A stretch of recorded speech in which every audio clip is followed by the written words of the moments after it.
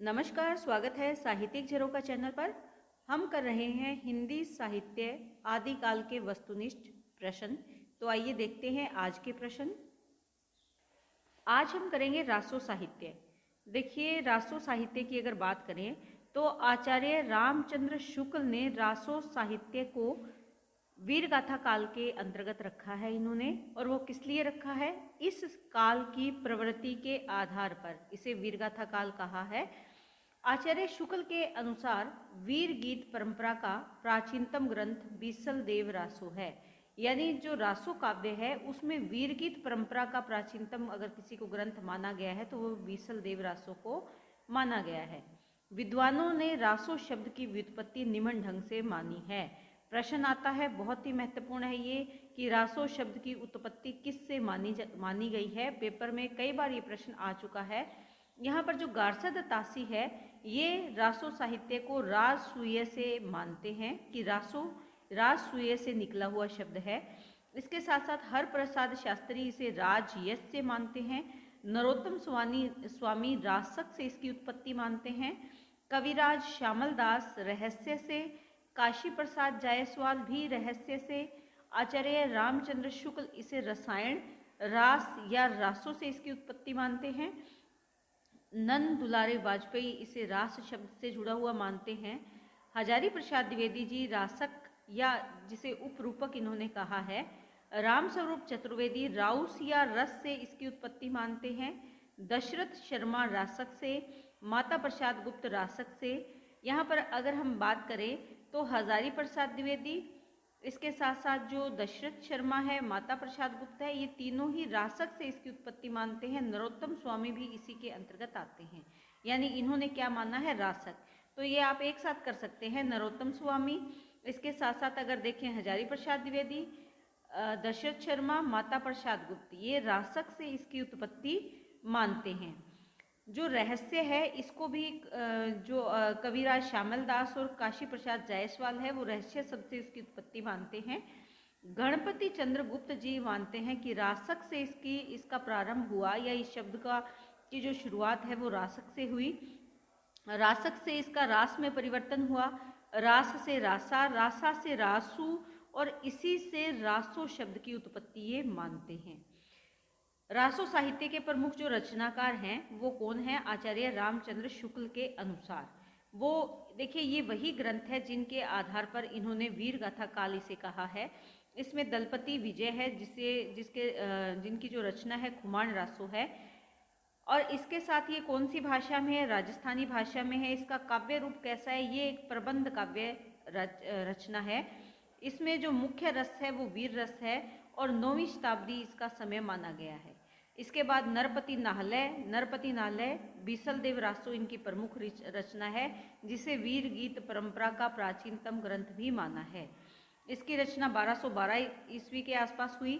इसमें जो मुख्य रस है वो श्रृंगार है, 4 खंड है इसमें। और ये कौन सी परंपरा है? लेखन इसका क्या है? वीर गीत परंपरा का ये ग्रंथ है। उसके बाद जगनिक है। जगनक की जो रचना है परमाल रासो है, इसे आला खंड भी कहा गया है। इसका रचना काल 1230 ईस्वी है। इसमें भी मुख्य जो रस है वो वीर रस है। इसमें आला और उदल की प्रशंसा की गई है, वीरता का वर्णन किया गया है। और ये किस परंपरा का है? ये वीर गीत परंपरा में इस रचना को हम लेते हैं। उसके बाद चंद्रबरदाई हैं। चंद्रबरदाई की जो रचना है वो पृथ्वीराज रासो है, जो पृथ्वीराज चौहान के जीवन पर आधारित है। इसमें भी वीरता का वर्णन किया गया है, इसीलिए वीर रस है। और इसके खंड, अध्याय या समय की अगर बात करें तो वो 69 है। ये इम्पोर्टेंट है, कई बार ये पेपर में पूछा जा चुका है कि पृथ्वीराज रासो में कितने समय है। समय का मतलब खंड, सर्ग या अध्याय, दोनों ही हो सकते हैं, तो ये आप ध्यान में रखें। इसमें जो भाषा है वो डिंगल भाषा का प्रयोग किया गया है।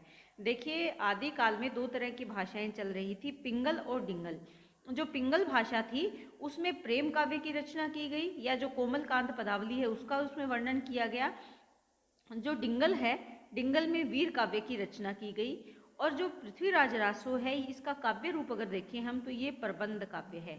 उसके बाद है केदार भट्ट की जो रचना है जयचंद प्रकाश है, 1224 ईस्वी में रची गई, वीर रस है इसमें, और ये भी प्रबंध काव्य है।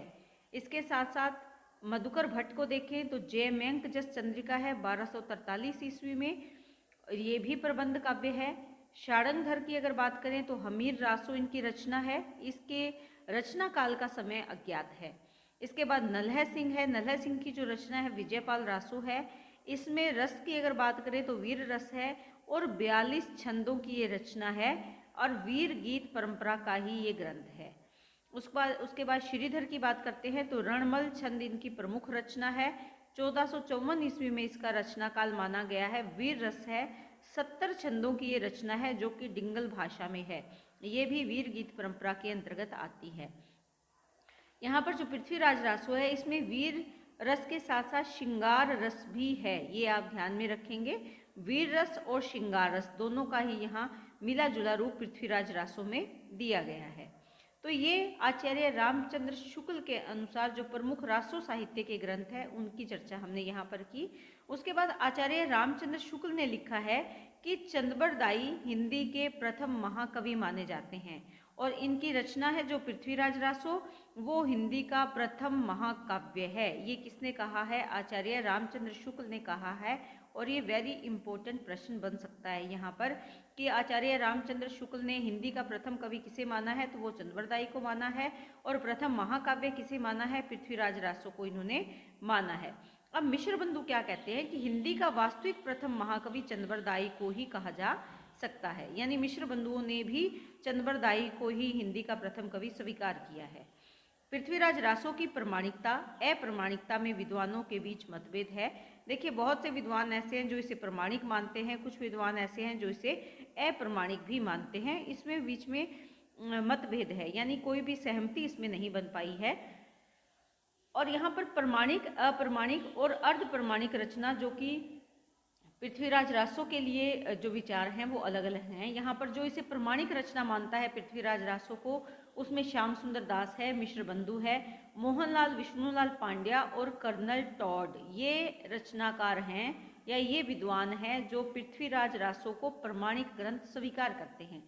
अब इसको अप्रमाणिक मानने वाले जो विद्वान हैं वो है आचार्य रामचंद्र शुक्ल, देवी प्रसाद, कविराज श्यामल दास, गौरीशंकर हीराचंद ओझा है, बुल्लर है और मुरारी दान है। ये इसको अप्रमाणिक रचना स्वीकार करते हैं। लेकिन इन दोनों के बीच का रास्ता निकालने वाले भी विद्वान हैं जो इसे अर्ध प्रमाणिक मानते हैं, यानी कुछ भाग इसका प्रमाणिक है और कुछ भाग इसका काल्पनिक है। इसमें मुनिजन विजय है, आचार्य हजारी प्रसाद द्विवेदी है, डॉक्टर सुमिति कुमार चटर्जी और डॉक्टर दशरथ ओझा है। यहाँ से भी प्रश्न आने की उम्मीद रहती है। यहाँ से इस तरह से प्रश्न पूछा जा सकता है कि अर्ध प्रमाणिक मानना है पृथ्वीराज रासो को, नाम दे दिए जाएंगे, उसमें से एक नाम इसमें होगा, दो नाम इसमें से होंगे, तो आंसर जो इसमें से नाम है, चाहे वो मुनि जिनविजय है, चाहे आचार्य हजारी प्रसाद द्विवेदी है, डॉक्टर सुनीति कुमार चटर्जी या दशरथ ओझा, इनमें से एक उत्तर आपको मिलेगा। तो इस तरह से ये प्रश्न यहाँ से आ सकता है। ये प्रमाणिक, अप्रमाणिक और अर्ध प्रमाणिक जो विचार हैं ये पृथ्वीराज रासो से संबंधित है, तो ये आप बहुत ध्यान से याद करें। उसके बाद है पृथ्वीराज रासो में 68 छंदों का प्रयोग किया गया है। मुख्य छंद देखिए, अभी जो हमने पीछे इसमें देखा था तो वहाँ पर जो छंद दे रखे थे वो कितने दे रखे थे, यहाँ पर आप देखें तो यहाँ पर 69 दे रखे थे, 59 समय का यहाँ पर वर्णन किया गया है। तो वो जो सर्ग है वो 69 है और यहाँ पर जो छंद है वो 68 है। तो मुख्य छंद इसमें कौन सा है? कवित है, छप्पे है, दूहा है, तोमर, तोटक, गाहा और आर्या मुख्य छंद यहाँ पर है। इसके साथ साथ चंदबरदाई को छप्पे छंद का विशेषज्ञ भी माना जाता है। प्रमुख छंद कौन सा है? छप्पे छंद। चंदबरदाई को किस छंद का विशेषज्ञ माना जाता है? तो वो छप्पे छंद का विशेषज्ञ माना जाता है।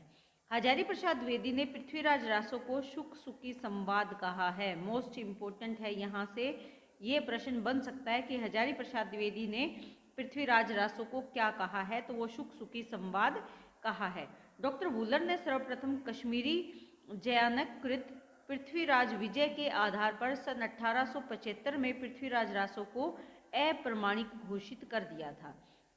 यानी जो डॉक्टर वुलर हैं इन्होंने पृथ्वीराज विजय के आधार पर किसको अप्रमाणिक घोषित किया? पृथ्वीराज रासो को। या किस रचना के आधार पर इसे अप्रमाणिक घोषित किया? तो वो पृथ्वीराज विजय है। पृथ्वीराज रासो को चंदबरदाई के पुत्र जलहण ने पूरा किया, यानी ये अधूरी रचना थी, पृथ्वीराज रासो, इनके पुत्र जलहड़ ने इस रचना को पूरा किया। डॉक्टर बच्चन सिंह ने लिखा है कि ये पृथ्वीराज रासो एक राजनीतिक महाकाव्य है। दूसरे शब्दों में कह सकते हैं कि राजनीति की महाकाव्यात्मक त्रासदी है। बहुत इंपॉर्टेंट है, डॉक्टर बच्चन के प्रश्न बहुत आ रहे हैं पेपर में, तो आप ये ध्यान में रखें कि बच्चन सिंह ने इसे राजनीतिक महाकाव्य कहा है या राजनीति की महाकाव्यात्मक त्रासदी भी कहा है। हिंदी में सर्वप्रथम 12 मासा का वर्णन नरपति नालय की जो रचना है बीसल देव रासो, इसको सबसे पहला जो 12 मासा लिखा गया हिंदी में वो इसे ही माना जाता है, बीसल देव रासो। 12 महीनों को आधार बनाकर अपने मन के भावों को अभिव्यक्त किया गया है, इसीलिए इसे 12 मासा कहा जाता है। इसके बाद कै मासवध, ये पृथ्वीराज रासो का एक महत्वपूर्ण सर्ग है। कै मासवध ये एक सर्ग का ही नाम है पृथ्वीराज रासो में ही।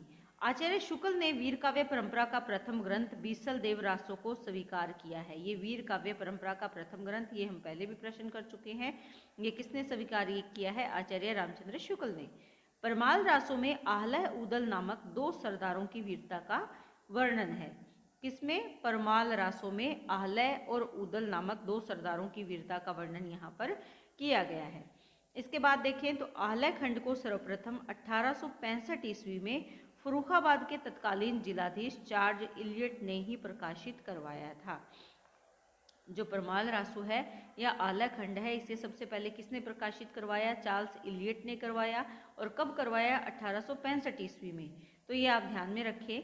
आला खंड बरसात ऋतु में उत्तर प्रदेश के बैसवाड़ा, पूर्वांचल और बुंदेलखंड के क्षेत्र में गाया जाता है। यानी आज भी यूपी में या उत्तर प्रदेश में कई इलाके ऐसे हैं जहां पर बारिश की ऋतु में आला खंड को गाया जाता है। यानी जो आला और उदल वीर हुए थे, 2 वीर पुरुष हैं ये, आला और उदल, इन दोनों की वीरता का जो गुणगान है वो आज भी किया जाता है। उत्तर प्रदेश में आज भी इनकी वीरता को गाया जाता है गीतों के माध्यम से। तो ये आज के हमारे प्रश्न थे। उम्मीद करती हूँ कि प्रश्न आपको बहुत अच्छे से समझ में आ रहे हैं और आप अपनी तैयारी बहुत अच्छे से कर रहे हैं। इसी के साथ बहुत बहुत धन्यवाद।